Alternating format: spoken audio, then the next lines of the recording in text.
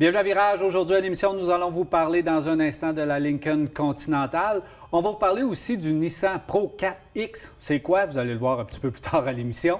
On va avoir aussi une entrevue pour parler de la soirée bénéfice du Salon de l'Auto de Québec. Et nous allons bien sûr répondre à vos questions. 670-9078, poste 230 ou encore virage à télémac.tv ou via notre Facebook, parce que c'est Mathieu Thomasin qui s'en occupe. Salut Mathieu! Salut Dan! Ça va bien? Ça va super bien. Alors, beaucoup de choses à l'émission aujourd'hui. Des belles voitures à parler. Tu as des nouvelles de l'industrie également pour nous. Toujours. En Plein masse. même. On va faire ça un petit peu plus tard, mais avant, il faut parler du beau véhicule qu'on a en studio, le tout nouveau Lincoln Continental. Pourquoi Ford?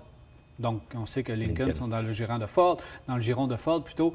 On ramène la Continental, c'est parce que là, on veut aller un petit peu plus loin au niveau du luxe. Et on veut vraiment faire de Lincoln une marque luxueuse. Et pour ça, bien, on sort la Continental et on place à l'intérieur toutes nos connaissances au niveau technologie, au niveau du luxe également. Donc là, on a rassemblé vraiment tout ce qu'il faut pour faire une voiture très luxueuse.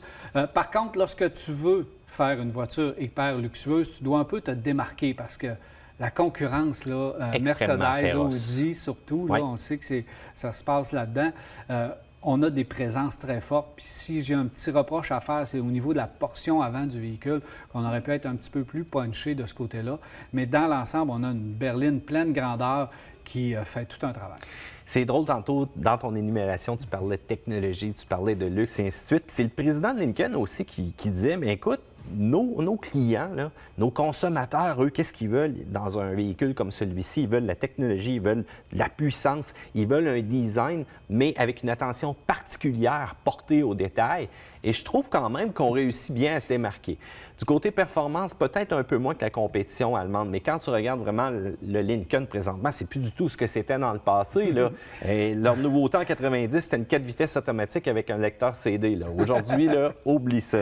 Puis on les appelait les bateaux. Gros bateaux, là, avec des suspensions ultra confortables. On a une voiture qui est beaucoup plus rigide aujourd'hui. Il faut dire aussi que c'est vraiment le vaisseau amiral de la gamme Lincoln présentement, donc on met beaucoup d'emphase là-dessus. Du côté des États-Unis, on va avoir 3 choix de moteur. Du côté canadien, donc uniquement 2. Et traction intégrale aussi uniquement de notre côté. Donc ça va quand même bien. Puis quand on regarde les performances, eh bien bon, du côté des États-Unis, 3,7 litres V6, pas de turbo compressé, quand même 305 chevaux puis 280 livres de couple. Mais ici, on va avoir le 2,7 litres V6 turbo compressé, fameuse motorisation EcoBoost, 335 chevaux, 380 livres de couple. Mais là où est-ce qu'on va avoir du fun, c'est vraiment avec la motorisation 3 litres. 400, les deux chiffres, donc 400 force, 400 livres de couple. Mais attention, essence 93 recommandée, non pas 91 cependant. Et on va jumeler le tout à une transmission, donc 6 vitesses automatiques. Et la traction intégrale qui va quand même bénéficier de tous les contrôles vectoriels de couple, puis qui va donner une expérience intéressante au niveau de la conduite. C'est une traction intégrale permissive, donc sportive, que je pourrais même dire, parce que c'est l'arrière qui nous donne un petit peu une conduite sportive, même si c'est pas la base de ce véhicule-là, c'est pas sa mission d'être vraiment puissant et sportif. On va avoir une voiture très confortable, on va avoir une voiture spacieuse. Qu'est-ce qu'on a à l'intérieur également? Moi, les sièges qu'on appelle là, à 30 positions, les sièges à position parfaite, donc il y a 30 ajustements différents qu'on peut avoir, 30 positions différentes. Ils sont massants également, très épais. C'est un peu long avant d'avoir le siège chauffant parce que lorsqu'on l'appuie, ça doit passer à travers de tout le système avant d'arriver à nous.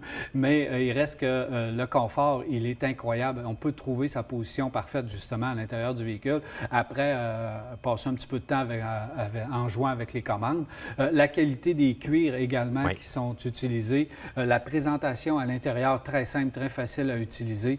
Le signe 3, la caméra 360, les avertisseurs sonores, les assistances pré-collision, nomment tout ce qu'il peut y avoir de nouvelles technologies montées à bord.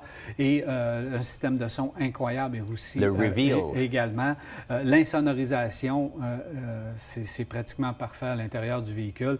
Alors, tout ça fait en sorte qu'on a mis en place une voiture qui est capable de se battre avec n'importe qui dans l'industrie automobile. Par contre, c'est encore là le point majeur, c'est de placer les gens à l'intérieur du véhicule. Amener les gens à mettre Lincoln sur leur liste d'épicerie, ça, c'est pas facile. Et encore une fois, je le dis, on a une belle voiture mais on aurait dû aller encore un peu plus loin au niveau du design Peut-être. extérieur pour attirer les plus jeunes, justement, qui regardent les Mercedes, Audi, BMW.